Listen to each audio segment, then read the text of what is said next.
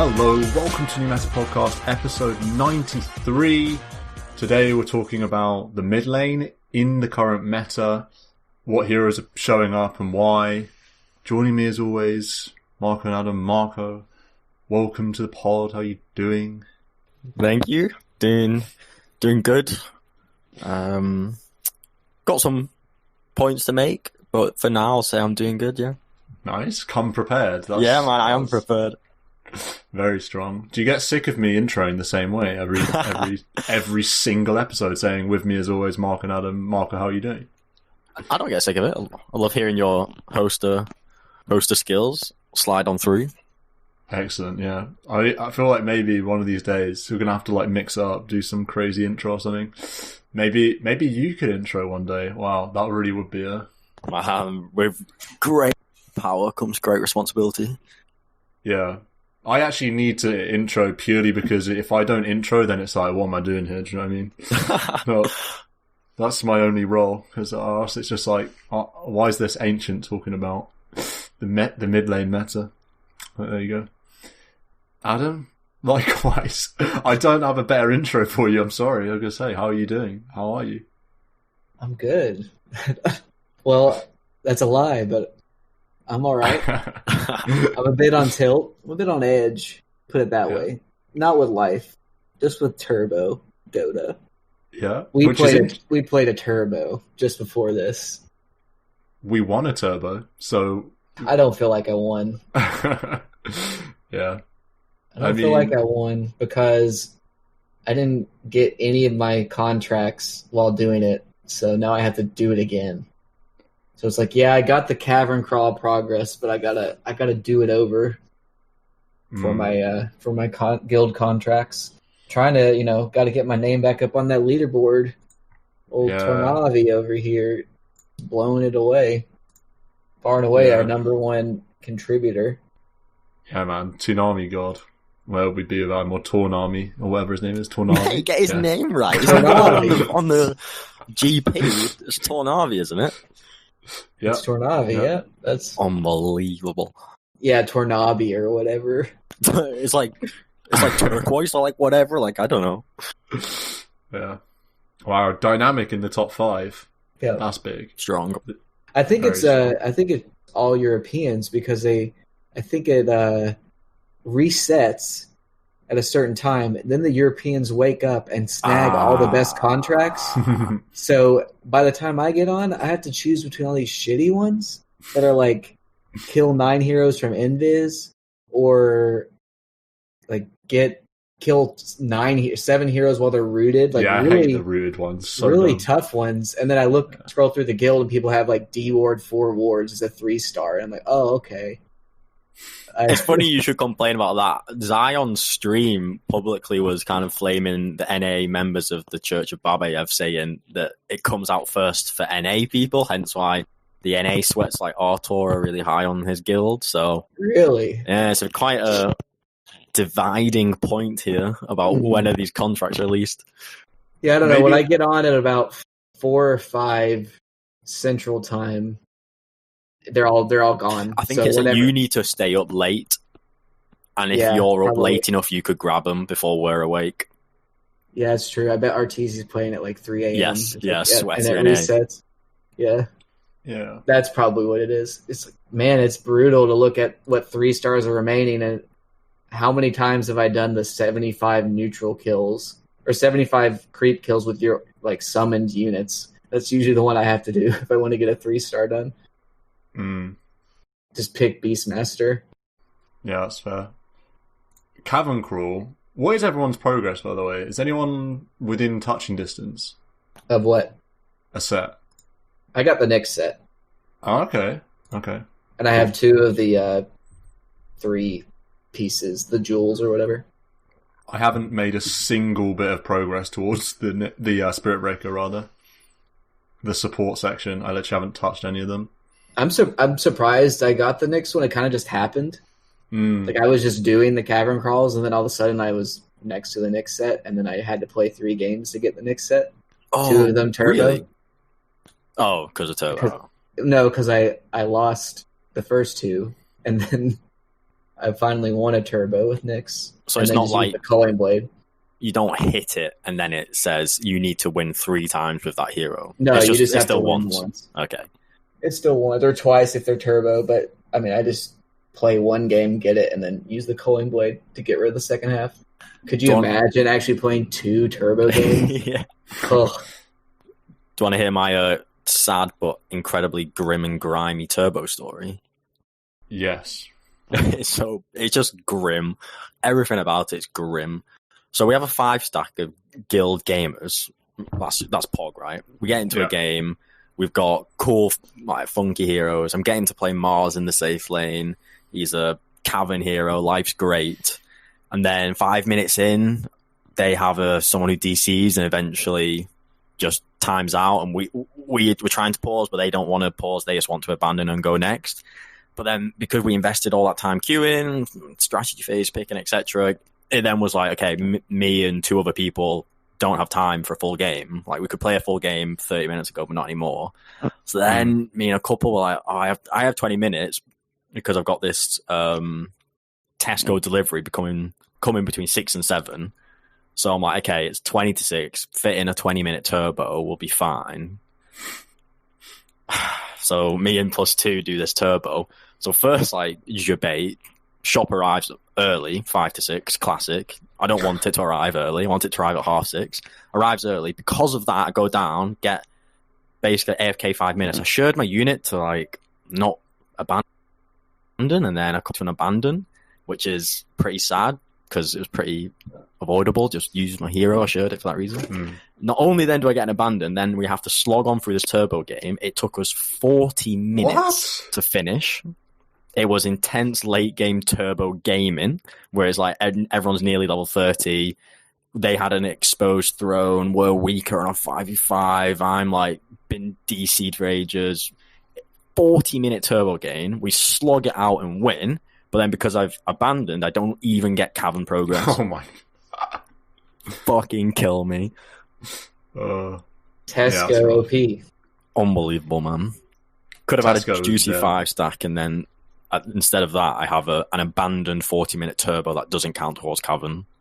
How does the turbo go 40 minutes? That's crazy. Yeah. How much did buyback cost at that point? 8K or something? It was like nearly 6K to buyback. Man. Not fun. That's wild. Yeah. I mean, me and Adam mentioned the turbo that we just played. I don't know what... There's like we've talked about this before. There's a whole turbo meta, and I just don't know what it is, but in our game, we just built... We had Alk and Spectre, and I guess you just have enough time to farm? But it seems weird because every hero gets farmed. Like, I don't know, is being greedy good? I have no idea. Seems like it, but I don't know. Who knows? Strange mode. I don't think Alk is good in that mode. I think Spectre's fine. Because if you go late game, it's fine. I think you want one carry that's kind of like that. Yeah. Because you are going to get some farm, but Alk doesn't really scale the same way because the game is so much faster. You want like high tempo heroes. The other team had a much better turbo team. We just won. Yeah. One thing that is nice is in turbo is if you survive a team fight and maybe you get a double kill or something, you get about 4 levels and about 2k gold. That's a good feeling, even though it's turbo, to be fair. It's like get an item and like 4 levels. That's kind of how have games been. We kind of covered it. Is there any normal Dota that's been happening? Yeah, man. I gotta shout out all this guild gaming. I've been loving the unranked guild gaming this last week. It's so fun. The guild is finally showing its purpose of kind of community, camaraderie, pop a message, get some random stack of just mishmash of people, different levels, and who cares. Actually really good fun, these games, like really PMA. Just like fun to play in a party of people. The games, because they are really varied skill-wise, so it's not super stressful or high level, and typically they have always been decently balanced. Like both teams will have the same array of badges, if you know what I mean. So that's been good. I have to shout out. So I played a TA mid. I wanted to pick Spec, pick TA. That was a bit of a blunder. My TA is not renowned, so I go mid TA. But this was like one unbalanced game, I guess. So we all stomp it 19-1 TA. Have to shout out Mojo from the Discord. Big shout out.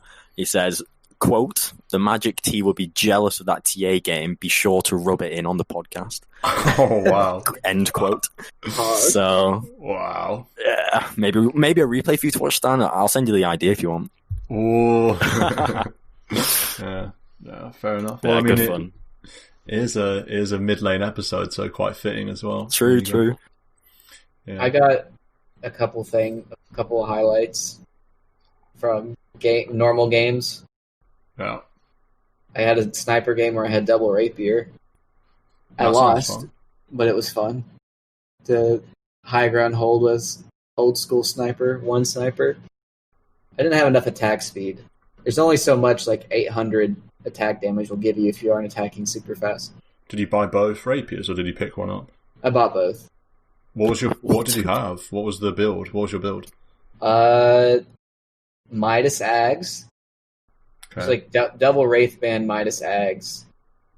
Maelstrom. I think I finished off a Mjolnir. Then I got a Hurricane Pike. Then I got a Rapier. Then we lost the Rapier. And then we got it back and I bought another one. So I had two. How long does this game go? Wow. Then I got a moon. Well, half of it. I got not a moon shard, but a hyperstone. Yeah. So I ended the game with not all my slots full because I ended up with the Ags buff. I bought the extra 2K for the Ags to go into my buff slot, but then I lost one of the rapiers, so I only had 5 slots. And it felt bad to have a paladin sword. I wanted to have the princess, but I thought I needed a little bit of lifesteal or something. It was a fun game. It's one of those games where if there's a Shadow Shaman on the other team, all they ever do is rat you with... Yeah, he's got Ag's Refresher, I'm looking at the game now, and Blink and Aether, so you just... And a Timeless Relic. So grim. So if you get hexed or shackled by him, it's over. Yeah, that's nasty. It's a tough game because all they ever wanted to do was kill me, right? So if I, even in high ground hold, if I wanted to show, all they would ever do is Blink Ravage or Blink Telekinesis or Blink Hex or the Wind Ranger would just run in and just focus fire. So it was it was a scary game. We lost, but it was fun. Yeah. And then so Dota Buff has those arbitrary points, right? Vaguely aware of that. For just different, I guess it's stat tracking. Well, apparently I have just yesterday crossed over 100 million lifetime hero damage. Congratulations. Yeah, across all my games, 100 million hero damage. Wow. And that is 0.99% of players on Dota Buff have done that.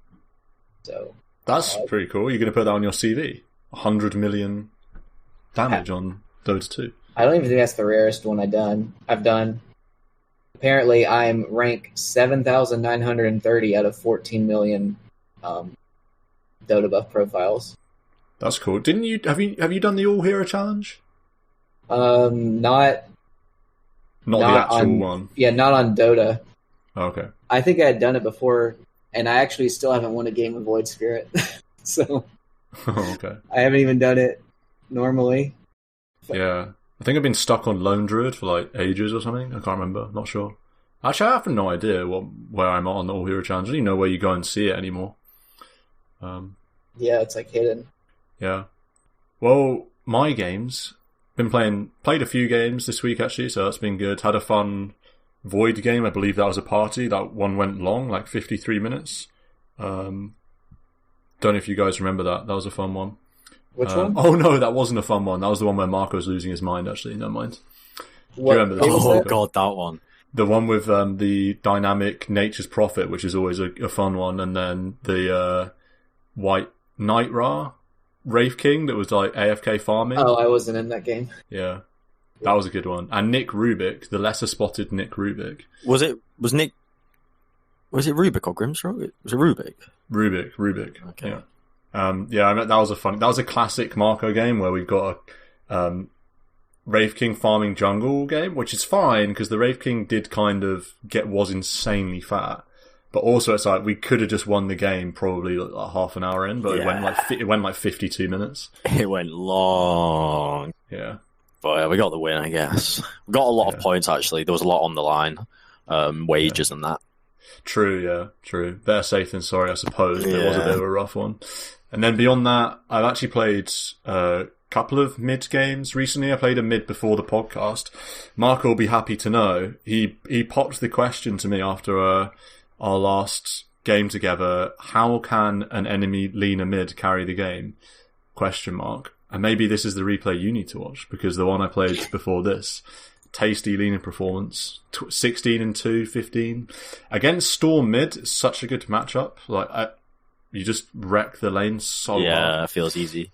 Yeah, it's so easy. And like, sure, in the game it's not great, but I feel like it's so much easier to play around Storm in the game than it is for Storm to play around you in the lane, if you know what I mean. Like, you just crush the lane so hard.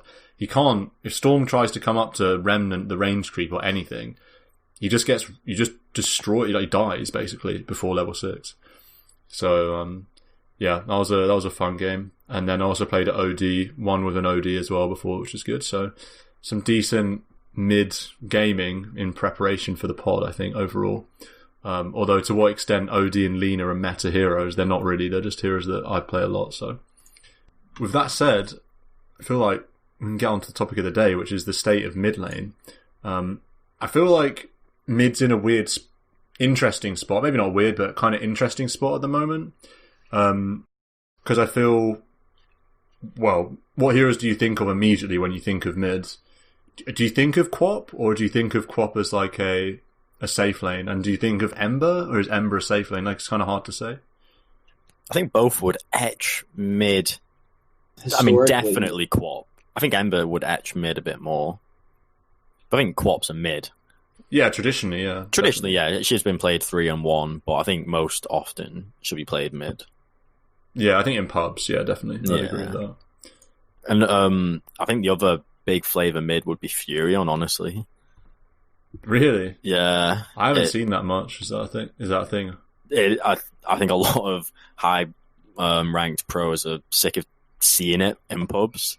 I was watching Kezu these last couple of days, and he said he started to smurf on his like 200 rank 200 account because he wants a new patch, because it's just Furion mid every game, or it's Lycan and Beastmaster building Necro every game. He was in a game with a Bane 5 built Necro 1 just because Necro book is so good. And yeah, so I think mid Furion's a massive one as well. Just dominates the mid lane with Treants and its whacker attack, and then you just go farm, go fight, go hit. Furion feels really strong. His win rate's not incredible. Maybe it's at the point where it's being diluted by how high pick rate it is. But I've seen a lot of mid Furions just carry like mad. Well, if you aren't good at it, you become a mobile feed station. You know, like there's the reason he's the go-to hero when someone wants the grief, because he can just. That's such a funny tag. That should be like one of the guild. Don't mention how we can change the guild tiers depending on say what your guild points are. What was it? A mobile feed station. Like, if you're like bottom 5 guild points, that's like your label. Yeah. Why is Fury mid now? Is it just because the hero is so good? The win rate's not that good in Immortal Plus. I mean, no. I know Immortal Plus is like, not Divine Plus is what we're working on. It's so clumsy to say Divine Plus, because the difference between Divine 1 and Immortal is huge, and the difference between Immortal rank 3k and like the top pubs is huge. Yeah. So it's so much bigger skill range than being like, ancient or like legend or something, do you know? Yeah. So it's difficult to say. The win rates aren't actually the same, but just looking on Divine Plus, the Fury win rate's not great. But would you say that's an illusion because there's too many mobile feed stations going on, and if you know what you're doing, the hero is just like insanely strong, and so strong enough to play mid? Yeah, I think if you know what you're doing, it's a pretty straightforward hero to play, and its kit is just beastly. Laning, it's one of the strongest laners with it just right clicking. How do you deny? Attacks so fast. Attacks fast? His animation's sick. He's he an hits int hero, hard, and he hits so hard and fast as an int hero. It's like, what is happening? And it's like high damage. And then you've got Treants. But yeah, Treants. So you have to compete with like a 90 damage in CS. How do you compete with that CS in? Yeah. So is that why it's mid? Because of the CS factor? You just like... I think it's mid because you need level. Like, if you have levels on the hero, I mean, the higher the points in Treants and then teleport, the more you're all over the map. But you get level 8 pretty fast from mid, and you're so all over. You get 6 fast, and that's a 450 damage global nuke.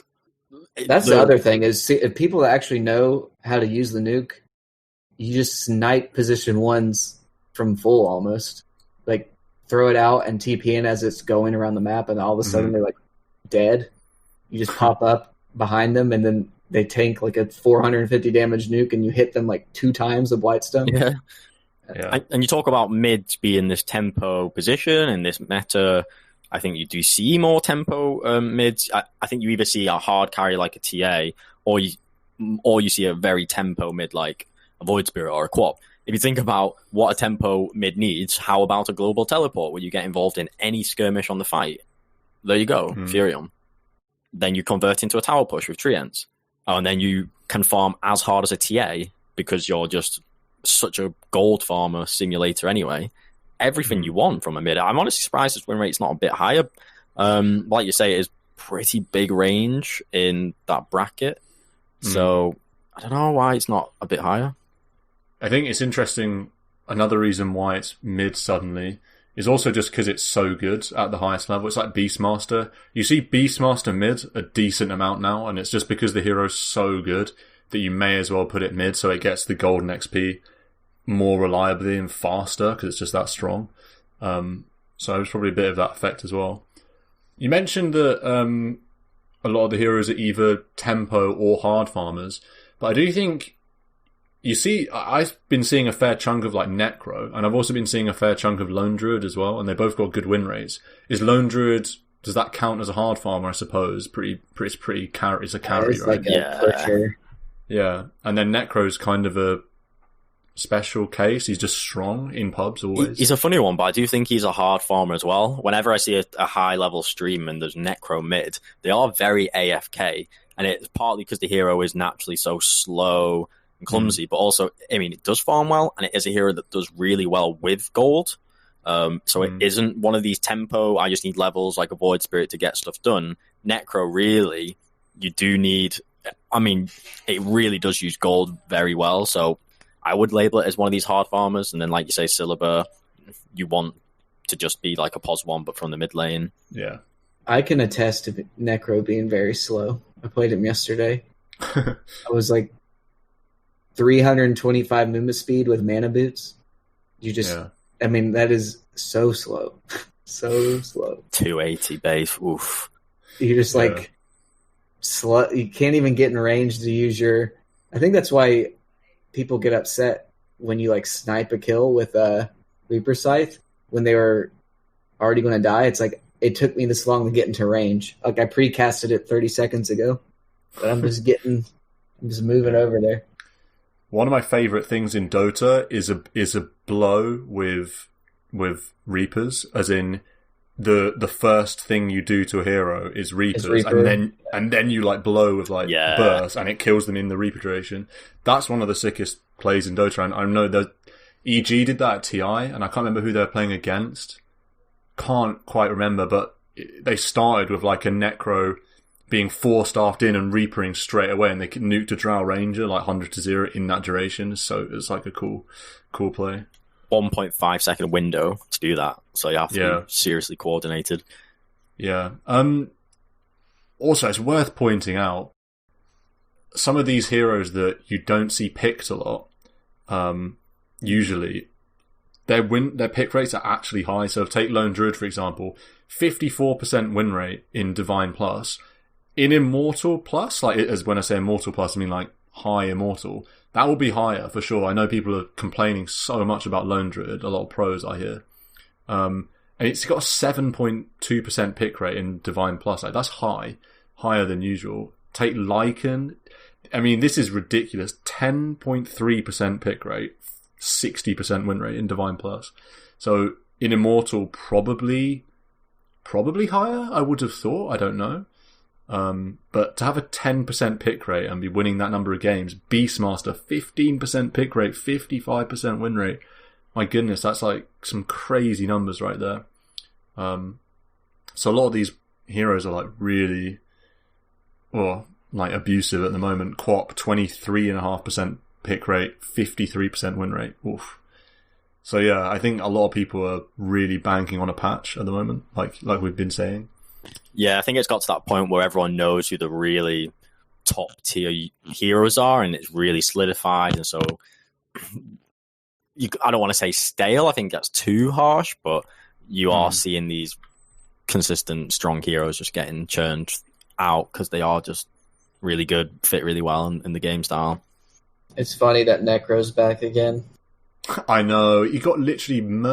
that changed to his... Oh, sorry, I meant Necrobook. My bad. Oh, I see. No, it is true point about Necro Light, though. He got shit to the ground. He was like 45% win rate or something. Yeah. They absolutely destroyed him when they changed Heartstopper Aura from... What was They put the... at first they changed it from like HP removal to magic damage, so then it got like reduced by a ton, and then also... They moved the I don't know what you call it, the regen per last hit got moved from the Q to the E. And so you're like, I don't want to put all these points in this Heartstopper Aura that doesn't do any damage anymore. So you'd have bad regen and lane. Yeah. He's a great pub hero, always, Necro. I feel like he always does well in pubs, especially in lower MMRs, because he's such a bait hero. You could try and go on him, you fail because you underestimate... He gets Ghost Shroud off, basically, and then just presses Q, presses everything, and then he has this ult, which is... Presses a wand, and he just goes to full. Yeah. And then he has this ult, which is one of the most, noob-friendly, game-winning ults there is. So he just always is going to do well in pubs, I feel. But yeah, it's crazy that he's come back like this, because he really was destroyed when they made those changes. It's also a funny one, though, because you say it's noob-friendly, and it is. Like, a lot of spells, it's just a clicker, just self-target, single-point target. But then there is that spectrum of how good you are at using that spell, because I know there'll be so many cases where there's a Necro player and he should ult someone, but in his mind he thinks, if I ult now, all else equal, this hero won't die, so I'm going to delay it by 0.1 seconds, and then you miss the kill. When in reality, if he did do the ult, you have this team backup that then secures the kill. Like you say, the EG example, 100-0 is possible. I definitely know I've been triggered by Necros not ulting because they think it's not going to get the kill, but actually the control, lockdown on the team follow-up aspects more important often. So there is a spectrum of how well you can use the spell, but yeah, it is noob friendly. I also think in pro games, I'm always surprised at how willing Necro players are to just ult a hero that's already dead. I find that interesting. I think just for the respawn timer aspect of it, they'll just throw out an ult on a support that's guaranteed to die just because they get the extra timer. I always feel like that's interesting, and it follows on what's like a continuing trend where pros will just use spells. Like they'll just use a black hole to kill one hero, like a POS 3, like 20 minutes into the game, because it's better to just use the spell, get a kill. And it's the same with Necro. They don't really save the ult unless it's like late game and they really need it for some specific purpose. They can understand that how much macro value they can get on the map and gold and XP and control and vision just from that literal 25 seconds of one enemy hero being on the bench. Whereas a lot of people don't think about that, Yeah. They're also good enough that when they blow everything and they get the kill, they know how to execute a 5v4 afterwards. So take a super advantageous fight, or they know the get away after they get the kill, as opposed to, we got it, let's go back in, and then you lose because you blew all your spells. Honestly, that point about taking a 5v4, just taking the fight where you have the number advantage, it seems to be crazily poorly understood. I feel like I could complain about it and feel like I've been in times of, oh my god, team, like in ranked, say, oh my god, let's go, we've got a number advantage, some guys across the other side of the map, let's take a fight in the other lane. But then I was watching Kezu again, he was on his Smurf playing with these 8k MMR people, and he was losing his mind himself, being like, guys, we can take this fight with this numbers advantage. And you see the same message iterated at just every pub, at every level. One more hero, it's 4 more spells. Yeah, it's so basic, but the problem goes, 8k MMR players seem to not take advantage of it in Kezu's eyes, so it's weird. Just cast the spells. It's okay to cast spells. It's just a spell. Yeah. Dota's so basic. Come on, guys. Kappa. Use spells, win games. Use spells, win games, win TIs, bish bash bosh. It's pretty basic. Use spells, you're going to do well. I know I should use spells more. Before we go into some heroes that are missing from this list, or heroes that we think are underrated or overrated in mid, Lone Druid, is there any particular reason why this hero is having such a good time? I know this new build, like Mask of Madness on the bear, is like the most triggering thing ever. Giga broken. It's so broken, yeah. So, I mean, Adam, what do you feel like with Lone Druid? Is it just the new build? I hate him. Yeah. It's like, you know how people used to, if you were a Smurf, you would just go mid on like Visage or Huskar or something. Yeah, something like that, and you just cheese the game. Now people are just picking Lone Druid. And it's Spirit Link. That's the spell. Spirit Link is so obnoxious. Like maxed 60 attack speed and then 65% shared lifesteal. And then if you have Mask of Madness, it stacks, and then True Form. I don't like this new True Form. Like, it just feels so. It feels like you just heal all of a sudden, and it didn't used to feel that way. It didn't used to feel that way with the old True Form, even though you had bonus health on that too. It feels like it's so much health, and then 20 armor, 1,500 HP instantly. It's the fact that it's like instant. It's like you can aggress on him, you can initiate on him, and then he just True Forms anyways. You can't stun it. Right? Yeah. And then no, you can't. 2 seconds later, like, he already has a ton of HP. You can't kill him in the duration. Then he comes out of the transform time, 1,500 extra health, and this whole time his bear's probably attacking somebody. And it is crazy the amount of lifesteal that the bear gives to the druid. It attacks once, and you actually, sometimes lifesteal is so negligible, like you can't see the bar tick up right after someone attacks, but when the bear attacks somebody, you see chunks of health go back to the druid, and so it feels like you can't ever kill him if he's ahead. Like, if he's ahead, you really can't get to him. Yeah, it feels like. I mean, Roar also goes into that, but when he is behind, if you're able to kill the bear twice, you're in great shape, right? Because his hero is pretty bad without items. If he puts all the items on the bear and you kill the bear, you're okay. But also on True Form, that he can root you as well. So that's just so gross too. Yeah, the thing that I feel about Lone Druid, the way they've changed him when they made all those big changes recently, I can't remember which patch it was, probably a big one.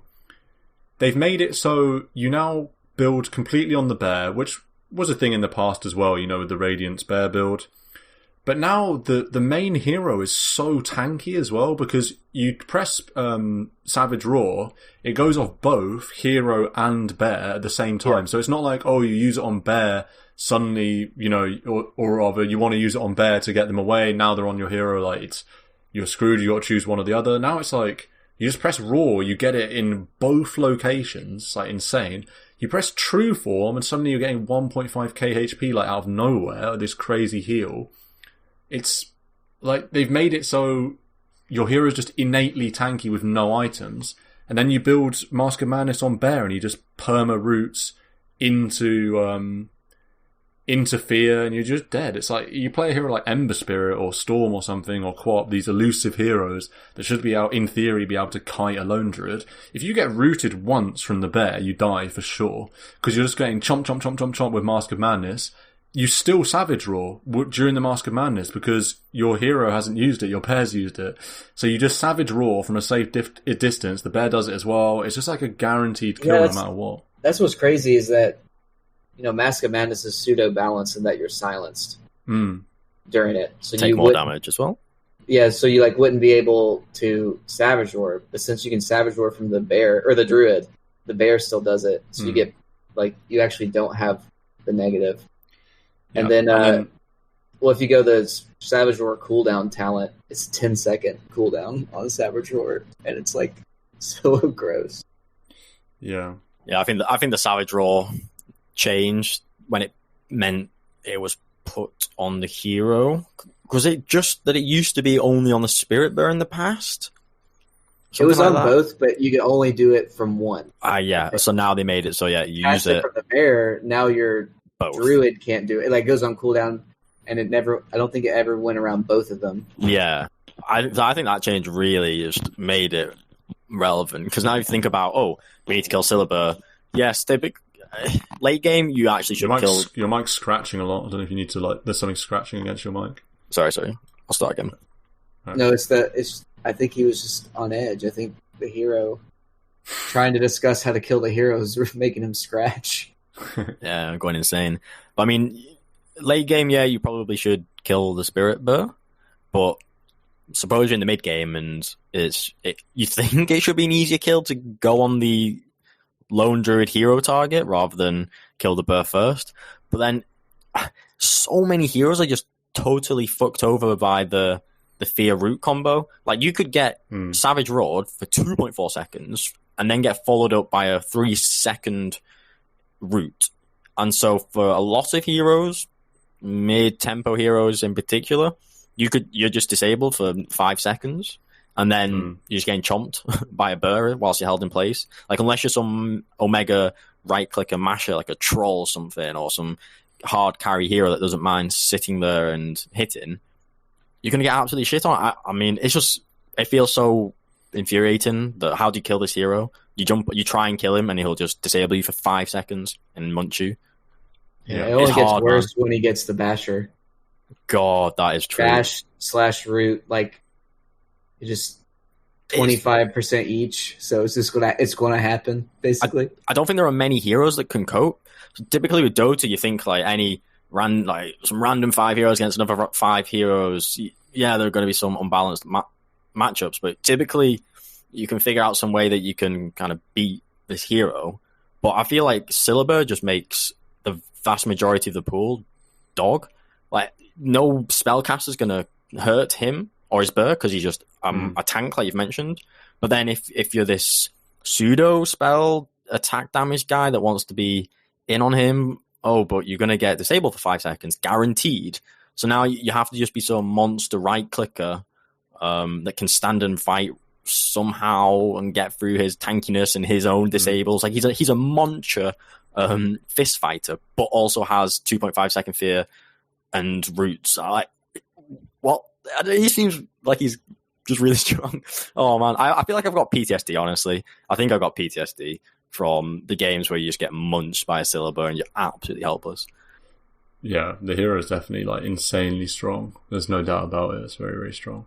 Well, he just gets like 150 health per attack back, so it renders a lot of nukes just worthless. Yeah, what's the change? What's the change that you think could make him a little bit more balanced? Lifesteal percentage on Spirit Link, maybe. Yeah, maybe. It wouldn't kill it. Yeah, I think they should change being interruptible. I don't know. Or change Savage Roar back to being hero or bear. I feel like that's too extreme. I feel like it's you think? Too. Yeah, I think if you made even true form interruptible during the cast time, that would kill the hero. Yeah, that would kill the hero hard, I think. Because the fact it's guaranteed 1.5k HP. It's like... Yeah, it's the same with like the Lycan ult transformation. Seems to be what they... Can you interrupt that? No, it's like he starts to think you can stun him and you can deal damage and stuff. Mm. And like if you were to stun, you would be stunned coming out of the transform, but it doesn't stop the transform. Yeah, that's right. Let's look a little bit further down the list then at some of these other mids. First of all, what's happened to Zeus? This hero literally was top of the win rates since I started playing Dota. It was always like, Zeus and Lycan, 60% win rates. And now this hero's, I feel like for quite a while, just not been there. 51% win rate in Divine Plus and a measly 6.7% pick rate. Is the hero just bad? Does 51% equal bad when you're talking about Zeus, this pub stomper hero? It feels like you don't really see a mid ever. And why is that? Is it just because the hero is so mana intensive? It just requires so much mana regen? Or? I mean, I'm not a fan of the Zeusy boy. Yeah. I'm not convinced. I don't think he's not a particularly good laner. He's not a hero that you say, you can win his lane well. I think he wants to go even. He farm trades. He just trades farm, yeah. Just play it even, don't die, don't get ganked. Quite susceptible to ganks. I like him better as a side laner now. As what position? Like a 3? A greedy 4. Oh gosh, can't go there, Adam. I don't know. I mean, like, where are you going to put him? He has good damage. On the bench, mate. He's not getting picked. Leave him in the pick screen. Ags is strong enough to make the hero, like, playable. Global damage, very good. Yeah, he gets kind of wrecked by a lot of the meta heroes as well. It's like, if Lycan's in 10% of games, it's like, well, what are you going to do? Pick Zeus. You're losing 10% of games guaranteed. And then also, like, Quap's huge. Storm's pretty popular. Like, Void Spirit still picked a fair bit. It's like, these heroes crush, Ricky. Yeah. I think he's only picked when your team has Lycan, Chen, and Beastmaster. And so you go, well, it's a free win. I want to play a fun, lightning, flashy mid. So I'm going to pick Zeus, and I'm just going to sit behind my Omega broken team and just spam lightning bolts and ults, and I'll get a win. I think he's okay against Ricky. Yeah, he is. He's pretty good against Ricky. Yeah, he's not bad. I mean, I think the D wording is very strong from a support standpoint. Lightning bolt. I don't think you can pick it every game. I think it's probably the best way you're going to see him because. I think you're going to get dumpstered. You're going to get dumpstered in the mid lane. Yeah. Like Zeus, I mean, he has good base damage. Like, he doesn't actually have to use the Q to last hit anymore. But what do you do besides press ult? Yeah, I think you really need the right pick lineup to merit or warrant this pick. What does he give? Damage. That's all he does. I quite like it in that his hero kit is damage, extra damage, global damage. Like that's true sight as well. Yeah, I mean he does. Yeah, that's the other thing is true sight and like a mini stun. But like there's not. He's very one note, and so farm priority from a 2 perspective is very important. And if you just put all of that into the damage basket, like. Compare that to Quap. Quap's got damage and slow, mobility, AoE damage, AoE giga damage, and pushback. It's like a lot more utility, even for a high damage hero. Yeah, even for a nuker, you still get more. Away from Zeus, are there any mid heroes that haven't been mentioned that you think are good? Are there any like underrated mids you think, especially talking about pub perspective, and you can go anywhere from Divine Plus all the way down to Herald Gaming. Like, what mids are still worthy of consideration that we haven't mentioned? Did a mid anti-mage today, Pog. I don't suggest that. I think DK is still good, although he uses a lot of 3 a lot of the time. But you can throw him in a 2. Not going to lose a lane. Can actually lane against a Quap. Not many heroes can lane against a Quap. He's so good against Quap. He's the best counter to Quap in the lane. You just don't care. And then, like, great stun, hard to kill, good push. And then the later the game goes, he just gets better. Like, he's actually just his like worst point is before level 12, right? So it's nice that, and you don't even need items. It's just like the dragon gets better every time. Level 18 dragon becomes like really obnoxious just with the Scotty slow. And then black dragon, if you end up going that route, then you're just nigh unstoppable. I think mid's quite in a good place because the pick pool feels quite broad. Like, you've got your classic fun mobile mids, all your spirits. You've got your sweaty mids like your Quap or your Fury. Then you've got your even sweatier / more boring DKs, or you can even Lycan or Beastmaster from the mid, or you could farm a TA. I mean, Tinker can be allowed. Zeus in the right lineup can be allowed. Lena? I like Alk. Lena can be allowed. Alk absolutely could fly out. He's Pudge? totally playable. Did you say Pudge? No. Not Pudge. I think Alk is good, yeah. At the moment. I think he's okay. Might be worst hero in the game right now. He hasn't got the lowest win rate. I don't think win rate. Yeah, win rate doesn't matter. Yeah. Because Ember Spirit's got a 49% win rate, and he's being picked in 22% of games, so... Right. It's not and Void Spirit has what? Does he have a plus 50% win rate? He's got 50% exactly, I believe, and this is in Divine Plus. Yeah. Yeah, Void and Spirit. I think that 50. hero is like top 5. I hate that hero. Really? I don't think he's that... I'm not sure about Void Spirit at the moment. Well, okay, wait, sorry. Turbo Void Spirit is top 5. That's the life you live now. Void Spirit is so dumb, but that's another argument entirely. I've seen that played in every position. The worst hero? Yeah, you think it's Pudge? I think it's actually Pudge. I think he's bottom 3. Yeah, I think it's... In terms of what hero would I least like to see on my team in a pub? Well, that's different. What are you saying? Like, worst hero, like, pro games? I just think what the hero, his kit, like what he does, what he gives you. Yeah, hooks win games, though. I mean... Hooks win games, yeah. I wouldn't want to see... I think Medusa is the hero I'd least like to see. I think the Medusa is just like a auto loss so often in pubs. But she's actually a good hero, though. No, Medusa's so bad. I'm not about... I think Medusa's a terrible terrible Nude hero. Stone Gaze, so good. Yeah, not sure about that. What do you reckon, Marco? What's the worst hero in Dota? Could be Meepo. Say that again? Could be Meepo. Meepo?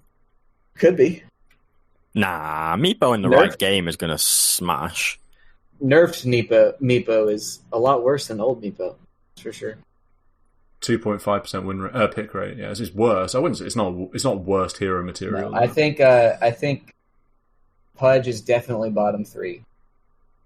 You do never see it. Even I'm trying for to Pudge, think of the you other never see two heroes that I would say. Undying is probably another one. Nah, I don't think Undying's that bad. I think he's decent at the moment. Isn't he, like, actually not bad at the moment? I mean, the fact he's this meaty boy will always make him good in pubs. I think someone like Lion, I'm looking at the win rates. There's a lot of heroes with some garbage 45, 46% win rates. Lion's down there. I think his kit is good, though. Lion's kit? I don't... who really cares about an Impale and a Finger of Death? He's got Hex. He's got Hex, but he's not using it. He's dying before he gets anything off. Yeah, but if you're FY...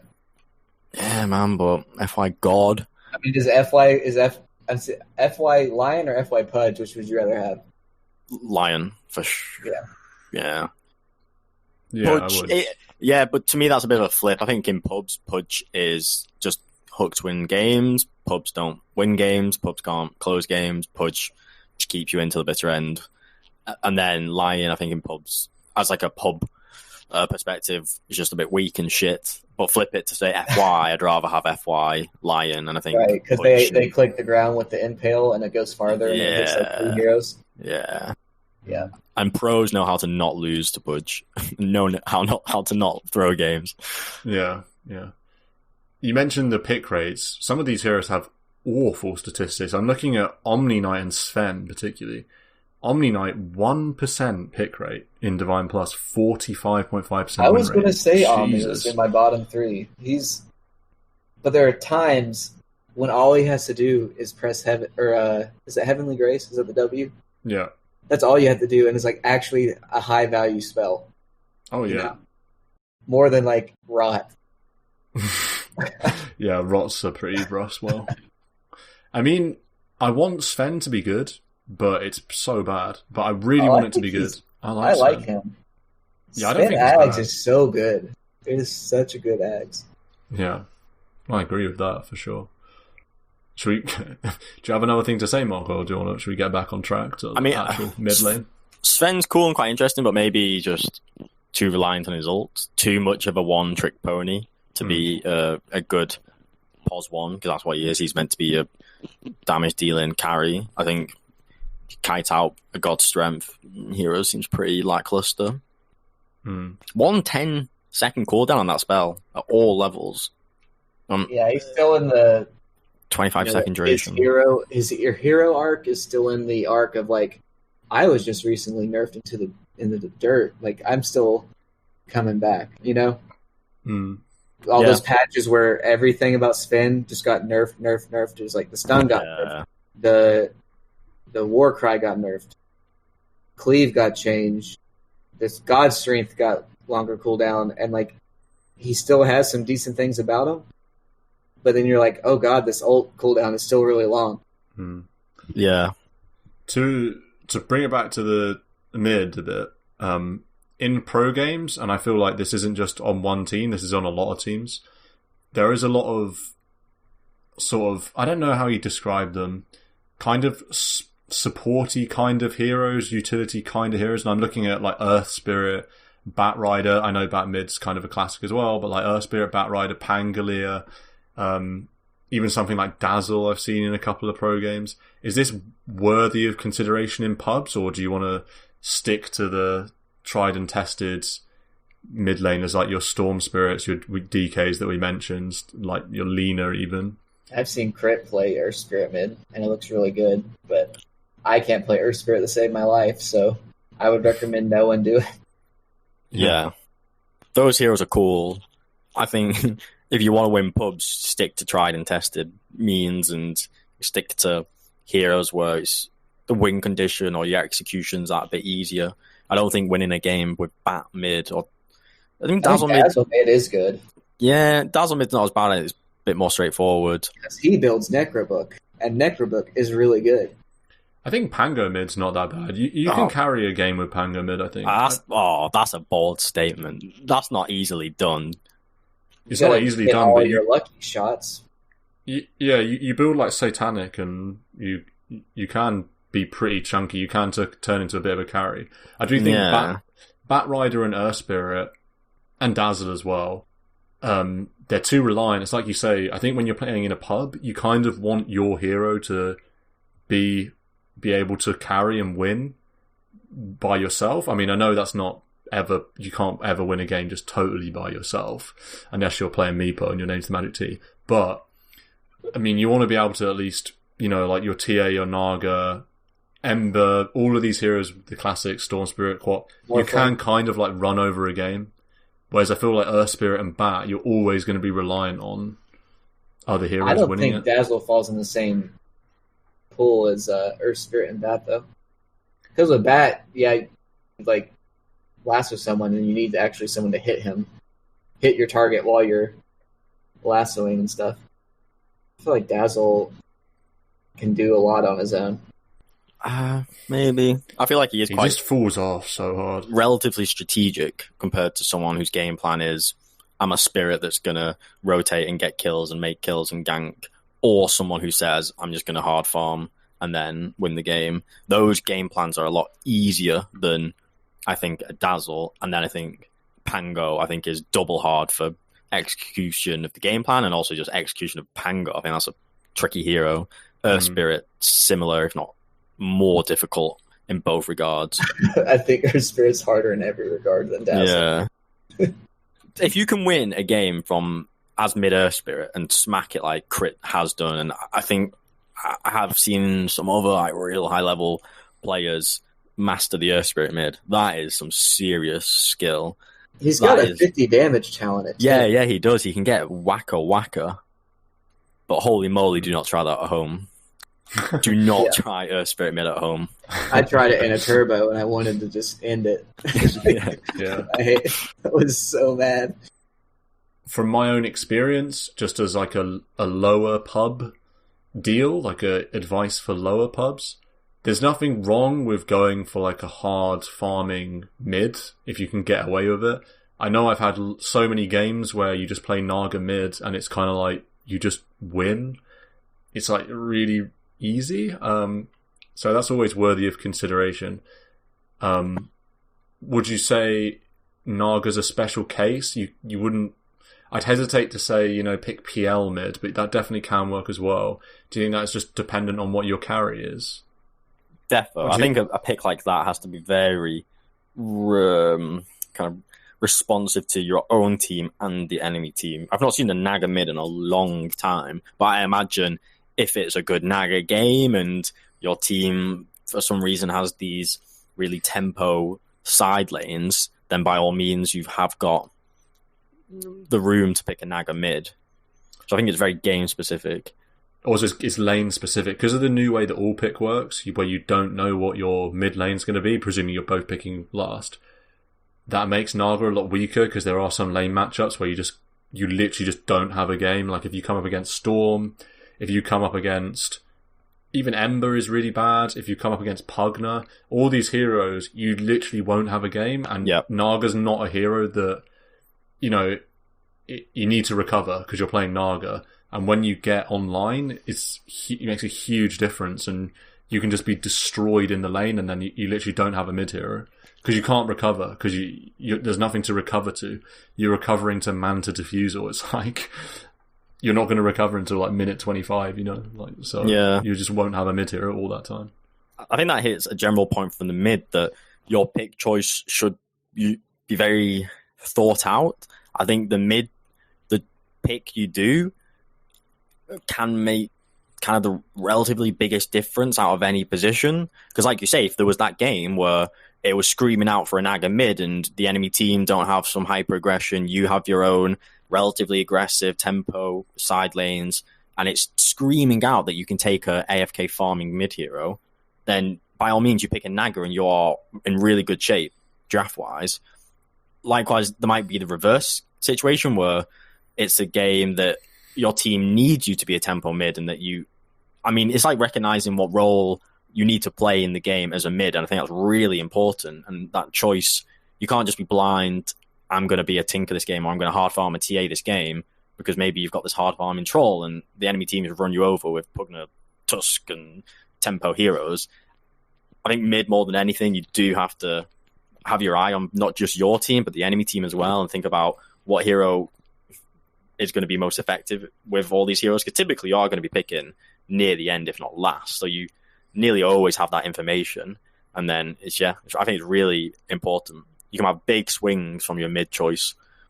So I think there are a lot of games in pubs, like you say, lower down, where like an AFK farming mentality very often is not going to get punished, and very often will be the way to win. I think just being a farmer at lower pubs really is going to win you a lot of games. Just let the rest of the 9 players brawl. If you just AFK farm, you're going to win a lot of games.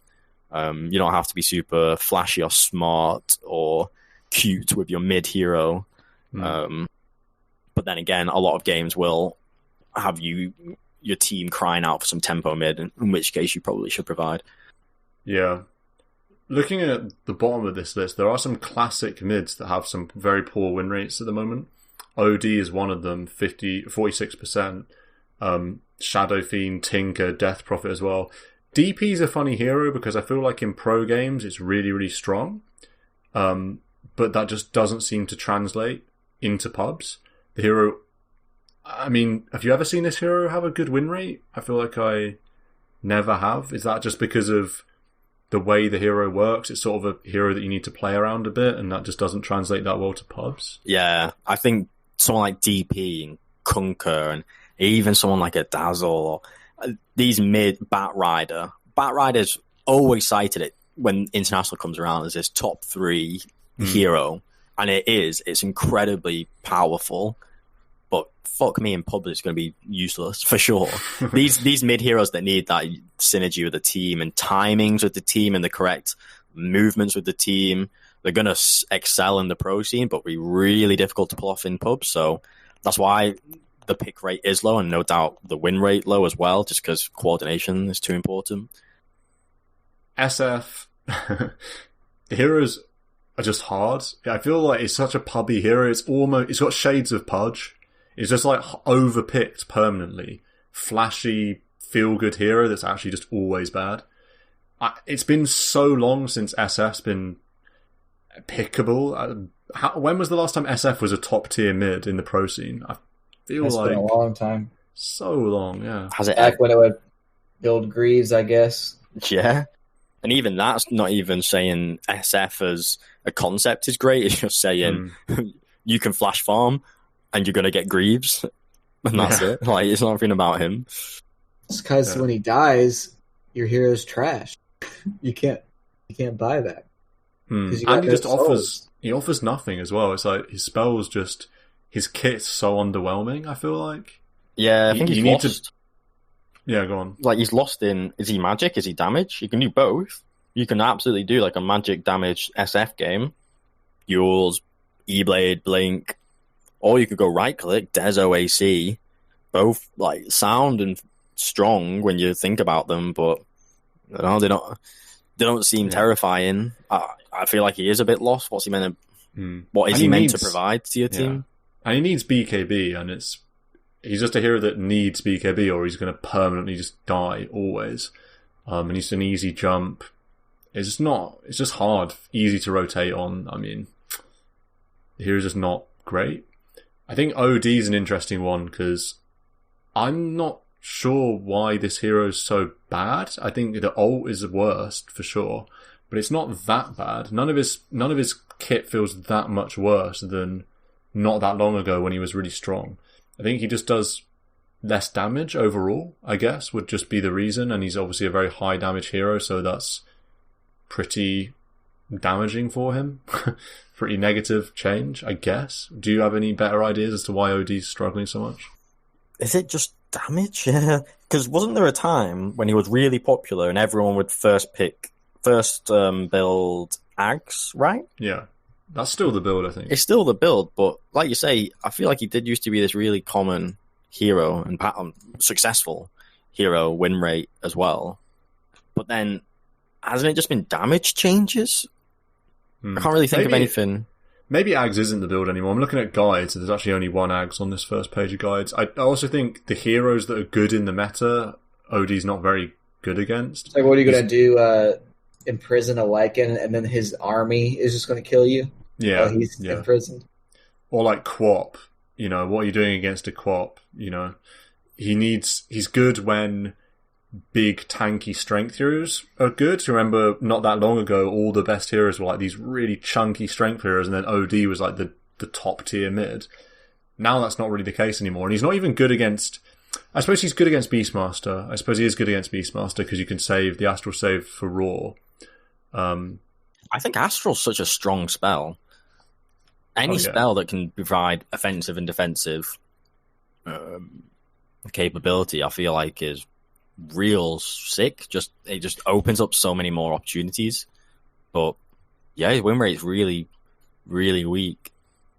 And then we mentioned Tinker's Tinker. Not too much to discuss. Kind of like AFK hero. I mean, yeah, I was thinking about Tinker recently, and it's a point feels similar to the Lesh. I think a hero like Tinker and Lesh need farm a bit more than most mid heroes. Tinker obviously is just AFK farmer forever. I think with less gold on the map, it's going to hurt someone like him. So in the past, you get to 25 minutes in the game. In the present, same minute, Tinker probably has an item less, maybe, or half an item less, and makes a big difference. Is there any other heroes that we haven't mentioned here? I feel like we've touched on quite a lot of them, albeit briefly. I mean, Invoker hasn't really been mentioned because he's the most mediocre hero It's like Invoker players are still going to play Invoker. He's got a 10% pick rate in Divine Plus, 50% win rate. The hero's not good at the moment, but it's not awful either. Yeah, I think Invoker is literally just Invoker spammers and no one else. Yeah, I think so. I don't think anyone is sitting there going, I'm this well-rounded mid player and I pick my mid according to which mid fits this game best and finds himself picking Invoker. I don't think that ever happens. You have to just be some sweaty fucking weeb to pick Invoker. Yeah, no, I agree with that, because there have been times in the past where Invoker's been really good and then all the mids are like learning Invoker in pros. That this is not one of those times, for sure. The hero's just like super average. Then you've even got heroes like Razor and Kunkka. I know that Quaither often plays those. They can be played in the mid legit. They don't necessarily have big pub win rate. The Kunkka one's pretty disappointing. Sub 50, but again, they can provide a tempo and they can provide a vessel or a static link damage drain that your team just needs and your team just gets so much value from, that the hero is good enough to fly into a game. Yeah, I think Razor's always a worthy pick, you know. If you see two chunky melee heroes in the off lane or on the safe lane, you can go ahead and pick Razor, fine. Also, I think if they ever make the mistake of not picking their mid last and they pick a hero that Razor counters, like, you're still going to get those free games against a DK. People might think, DK can't lose the lane, so I'm just going to pick my DK fourth, let my carry last pick, so I'm going to pick a safe hero and I'll pick DK. You just actually auto win the game if you pick Razor, and if they lane the DK mid, it's like the most insane matchup ever. You just get every single CS, every single deny. Yeah. So it can definitely be a free win for sure. I had a pub, maybe a couple of weeks ago, where we had a mid Razor on our team against a Storm, and then the Storm really slapped the Razor really slapped the Storm, and he's got double his net worth at 10 minutes or something, because Storm walks forward and Razor just runs him down with W. And yeah, it was really strong performance from our Razor. Nice. What do you think about Monkey mid? Nisha plays him mid for Secret an awful lot, but it feels a bit unconventional, and he somehow makes it work, and I guess he's involved somehow, but then he always happens to have mega net worth. Yeah, I don't understand how, like, Matumba Man would do the same thing. Maybe from the one, but it's like, half the time they're in the trees, but they have all the net worth. I don't understand. Yeah, Monkey's one. If I play it, I'm just stuck in the trees and I'm never getting any CS. I'm like, nobody's walking around. I don't see anybody. Yeah, I don't really. Monkey's a funny one. I'm not sure how people make Monkey work. He's like a specialist hero almost, like underratedly so. You think he's just a standard hero. Oh, Jingu's easy. It's just a passive, and he's got a simple stun. His ult is just a big AoE ult thing. But I actually think understanding when you're strong and what to do with a Monkey is actually quite hard, and laning him is actually quite hard, because you've got to sort of play around Jingu. Like, in some lanes, it's easy to just auto level Jingu. Suddenly you're like 1-0-2 at level 3, and you just never use the spell, and it's like, wait a second, what am I doing here? I've just leveled Jingu Mastery. The whole hero revolves around Jingu Mastery, and I feel like I can't use it. So I think when you see pros play it, they do kind of crazy, weird laning that doesn't make sense. Like, they'll be really, really aggressive, sitting at the top of, like, running at the enemy mid, and you're thinking, that's crazy that they're against, like, whatever, I don't know, some Queen of Pain. They're never going to get the Jingus, because Queen of Pain can just blink away, but, like, you still need to do stuff like that to, like, allow yourself to farm. Like, you need to force them to not let themselves be Jingu'd and, like, stuff like that. And there's just, like, quite a lot to think about. You can't just pick Monkey and, like, treat it like a DK and just, like, get farm and then... No, if you do that, you'll get crushed, because it's this weak, squishy, no armor hero. Like you say, you have to do some weird hyper aggression or funky stuff to, like, dancing. You gotta, like, dance with the enemy mids with the Jingu and stuff. It does feel specialist. I think from the safe it's much more vanilla, but from the mid it's kind of weird. But I like it as a hero. From the mid, it's like, how does this work? I don't know, it's hard to understand Secret. Yeah, it's got options as well. You can go Radiance, or you can go the Echo, Deso kind of route. Did the Rady pickups go Rady first? No, they go phase Echo Rady, which is interesting. They still go phase, but yeah, it's never first item. It's always Echo first in every single build. Yeah, it's funny. It's like the only Echo saver hero. Rip Slark Echo. That used to be a thing. Sven Echo. Sven Echo, yeah. Sven Echo, wow, yeah. Magnus, maybe, I don't know. I think that's pretty legit, yeah. I mean, CK, it used to be Echo Saber for sure, because all of your illusions get it. I always used to go Armlet Echo on CK. I still could see that. I don't think it's that bad on CK.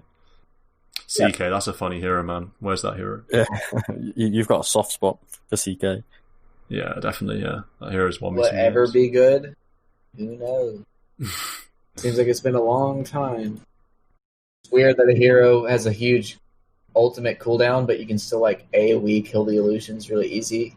You're like, how am I not just a terrible version of PL? Yeah.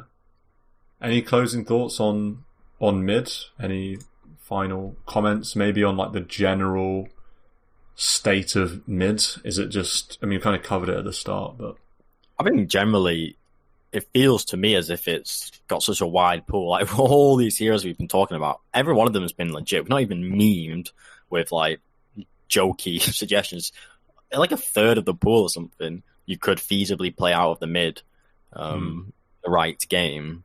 Yeah, and I think the side lanes are more defined, I think. Yeah, I think that's definitely true. So yeah, I feel like mid's got the biggest variety of pool. I think its playstyle is, the way I see it, it's either you're a farmer or you are a tempo mid, and to me that's conventional classic POS 2 gameplay, rotating, TP rotating, making ganks happen, tempo. So I like that aspect of the mid. I'm not interested in a 2v2 mid or a hard carry from the mid all the time. So I think that's in a nice place. Hero choice, yet very wide. I think just generally about the meta, I do like this. People are always going to complain, but I think where it is right now is nice. I like the fact these games aren't just crushed in 20 minutes. Even if you are behind, I feel like you can come back. You've got time and space to make holds, to make comebacks happen. So they're not as stompy for sure, and that's nice. And I think what just needs to happen now is that we had this meta shift from these XP gold changes, and heroes weren't changed. This meta shift therefore means some heroes just naturally are going to be suited better, like we've discussed. And now it's at the point in time where it's, okay, we know who those strongest heroes are, who fit this meta the best. Let's tone them down a bit. Let's tone Necrobook down a bit. And I think we're in a good place, honestly. Yeah, it's easy to forget where we were not that long ago when the meta really was rough and games were just ending like 20 minutes all the time. Now it's like the heroes that end the game in 20 minutes are really strong, sure.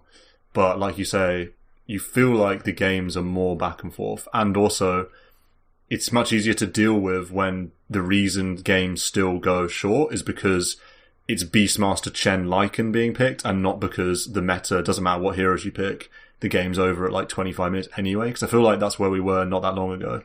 It was just no matter what heroes were in the game, it was just going 25 minutes, like maximum anyway. But now, oh my god, it towers. The punches they hit and how hard they are to take down. That's, in hindsight, one of the biggest changes I've felt.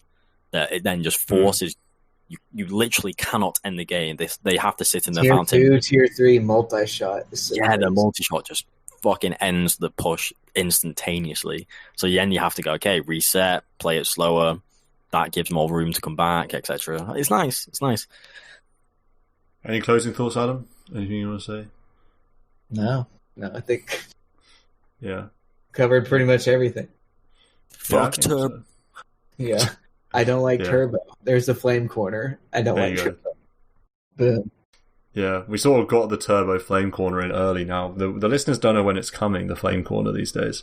It's good left, right and centre. Too much flame going along.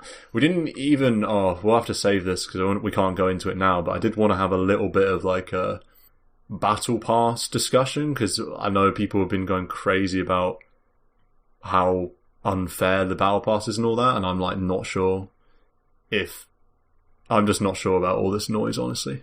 But we'll have to save that for next episode, because no doubt that stuff won't be going away. It'll be, give treasure to all this week or whatever.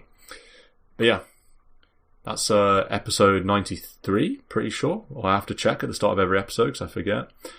Fast approaching episode 100. My goodness, when we get to 95, that's like the final stretch. We'll have to think about something. We'll have to get our thinking caps on for that ep. But yeah, have a final whistle, and we'll see you again next week.